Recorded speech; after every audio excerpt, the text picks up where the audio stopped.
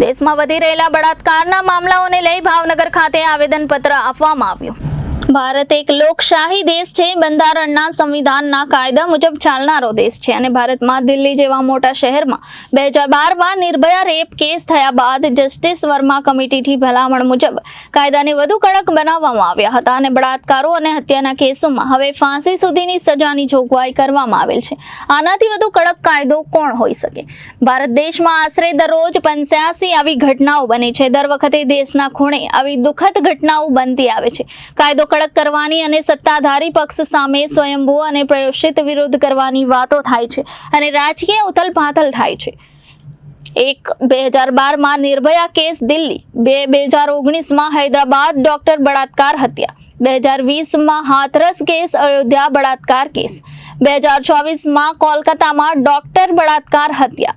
આમ ભારતમાં રોજબરોજ કેટલીય ઘટના બનતી આવે છે, જેમાં ભારતમાં 4 આંદોલન થયા, જેમાં એક સર્વે મુજબ 2012થી આજ દિન સુધી 25,000 જેટલા કેસો થયેલ છે। આ ભારતની વસ્તી વધારો 1.4% અને બળાત્કાર કેસોમાં વધારો 1.25% થયો છે, જે દિન પ્રતિદિનમાં વધારો થઈ રહ્યો છે। કોલકાતામાં ડોક્ટર પર બળાત્કાર કરી હત્યા કરવામાં આવી અને તેની હોસ્પિટલના સંચાલકો દ્વારા આ કેસને આત્મહત્યામાં ખપાવવાના પૂરતા પ્રયત્નો કર્યા અને તેના પ્રિન્સિપાલ સંદીપ ઘોષ સામે લોકોએ માનવ અંગેની તસ્કરી તથા મૃતદેહના સોદાના પણ આક્ષેપ થયા છે, જેને આ પ્રકરણ બનતા બીજી કલકત્તાની મેડિકલ કોલેજમાં ટ્રાન્સફર આપવામાં આવી, પણ હાઈકોર્ટના આદેશથી લીવ પૂજા પરથી ઉતારવાની ફરજ પડી હતી। છેલ્લા 15 દિવસમાં બીજા બનાવો બન્યા, જેમાં ઉત્તરાખંડમાં એક નર્સ સાથે બસના ડ્રાઈવર અને કંડક્ટરનો બનાવ, બેંગલુરુ કર્ણાટક કોલેજમાં 21 વર્ષીય વિદ્યાર્થીની સાથેનો બનાવ, મહારાષ્ટ્ર બરદાપુરમાં સ્કૂલની 4 વર્ષીય બાળક સાથેના બનાવથી આખો ભારત દેશ હચમચી ગયો હતો। આવી રોજ દુઃખદ 85 જેટલી ઘટનાઓ બને છે અને રિપોર્ટિંગ યોગ્ય રીતે થતું નથી। બળાત્કાર ગલત છે। સોસાયટીના સભ્ય સમાજમાં રાજકીય અને વ્યક્તિગત વિચાર લોકો સમક્ષ રજૂ કરવાની ફેશન થઈ ગઈ છે।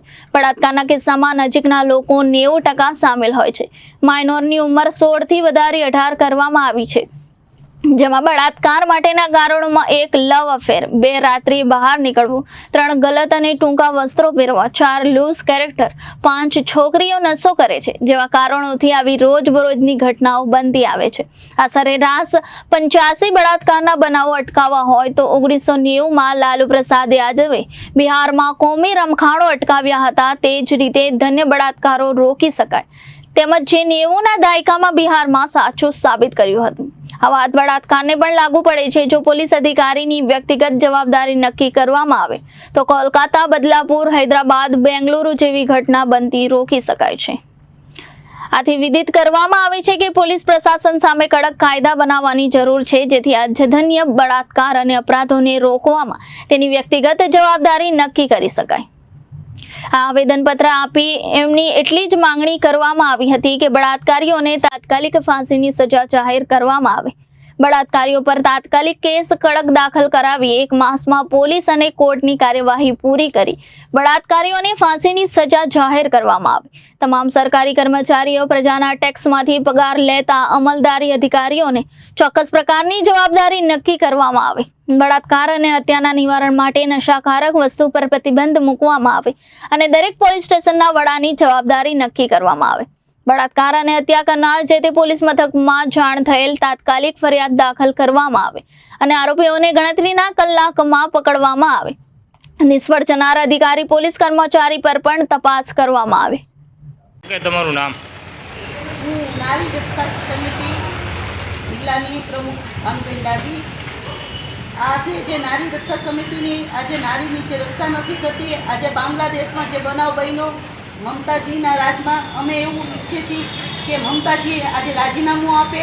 આજે આવા એના દેશમાં આવું કૃત્ય બને એ શરમજનક વાત કહેવાય અને આ કૃત્ય કરનાર જેટલા પણ છે એ બધાને ફાંસીની સજા થવી જોઈએ એવી અમારી બહેનોની લાગણી ને માંગણી છે કે એને કડકમાં કડક સજા થવી જોઈએ। આજે છે એ અત્યારે ખુલ્લેઆમ ફરતો હતો ને એની એકને જે એ લોકોએ ગ્રેફતાર કર્યો છે એની બદલીમાં જેટલા પણ આમાં સામેલ છે એ બધાને એકસાથે બધાને પકડીને બધાને ફાંસીની સજા થવી જોઈએ, જેથી બધી દીકરીઓ બહેનોને આજે કોઈ આવું કૃત્ય કરવાનું કોઈ નામ ન લે, ફરી કોઈ આવું કૃત્ય કરી ન શકે।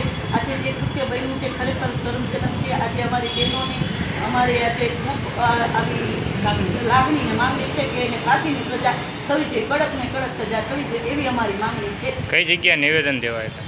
કલેક્ટર ઓફિસે અમે આવેદનપત્ર આપ્યું છે અને કલેક્ટર સાહેબને કીધું છે કે આ અમારી માંગણી છેક સુધી પહોંચાડે. ઓકે તમારું નામ? વિજયાબેન મકવાણા, નારી રક્ષા કેન્દ્રમાં મહામંત્રીની જવાબદારી. કઈ જગ્યાએ અને શું લેવાય? અત્યારે કલેક્ટર ઓફિસે અમે એક આવેદનપત્ર દેવા માટે આવ્યા, મહિલા મોરચા દ્વારા આવ્યા છીએ. અને આ જે મમતા બેનર્જીના નેજા નીચે જે એક લેડીઝ પોતે હોય અને છતાંય લેડીઝની આવી પોલીસ થવા જઈ રહી છે અને એનું કાંઈ એણે નિવારણ હજી સુધી કર્યું નથી. તો આના માટે એના જે ઘટાક્ષ આવા જેવા યુવાનો છે અને જેણે આ પગલાં ભર્યા છે એવા લોકોને પોતે તટસ્થ હોવા છતાં પણ પકડી શક્યા નથી. તો આને તાત્કાલિક પકડી અને જાહેરમાં એને મારી અને જાહેરમાં ખૂબ એની પર સજા થાય અને ખૂબ એને પ્રોત્સાહન આપવાની બદલે એને વધારે પડતી સજા દેવી જોઈએ. અત્યારે તો પકડાય અને આવા કૃત્ય કર્યા હોય એને તાત્કાલિક ગળાપાસો દઈ એને મુક્ત કરી દેવા જોઈએ કે ફરી પછી આવા કોઈ બેનું દીકરીઓના નામ પણ ન લે અને કોઈ બેનું દીકરીઓની સેફટી જળવાઈ રહે. આજે હજી અડધા છૂટા છે, માત્ર એક જ પકડાયો છે. તો આ સરકાર મમતા બેનર્જીની એક નબળી સરકાર કહેવાય. તો આ મમતા બેનર્જીએ નો સરકાર ચલાવી શકે તો તેણે એક રાજીનામું આપી દેવું જોઈએ એવી અમારી લાગણી અને માગણી છે. અને અમે કલેક્ટર સાહેબને આવી રજૂઆત કરવા માટે આવ્યા છીએ. Reporter Firoz Malik, Janadesh news, Bhavnagar.